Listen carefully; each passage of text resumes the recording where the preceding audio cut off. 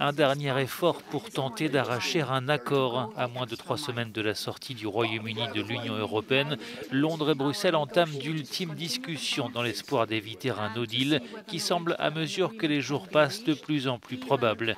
Michel Barnier, le négociateur en chef de l'Union européenne, rencontre ce lundi les représentants permanents des 27 à Bruxelles pour les informer de l'état des négociations qui sont au point mort.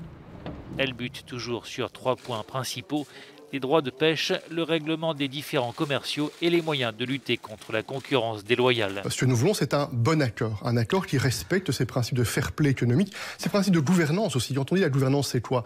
En cas de litige, parce que quand il y a un litige peut se produire. Il faut être certain qu'on puisse résoudre ce litige. C'est aussi un des points qui est difficile et qui fait l'objet des discussions. En cas de no deal, les échanges commerciaux entre le Royaume-Uni et l'Union européenne seront soumis aux règles de l'Organisation mondiale du commerce et feront l'objet de droits de douane, ce qui pour le consommateur entraînera mécaniquement une hausse des prix sur un marché déjà fragilisé par la pandémie.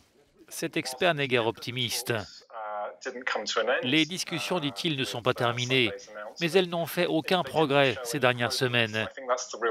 Les négociateurs butent toujours sur les mêmes problèmes et on voit mal comment ils vont réussir à les surmonter. Deal or no deal, telle est la question. Les Britanniques sont divisés. Tant pis s'il n'y a pas d'accord. Sortons une bonne fois pour toutes de l'Union européenne et obtenons nos propres droits de pêche. Le constructeur automobile Nissan pourrait quitter le Royaume-Uni s'il doit payer des droits de douane sur les voitures en Europe. C'est pourquoi nous devons sortir de l'Union européenne avec un accord. Une énième semaine décisive s'amorce pour le Brexit. Il s'agit cette fois, sans nul doute, des négociations de la dernière chance.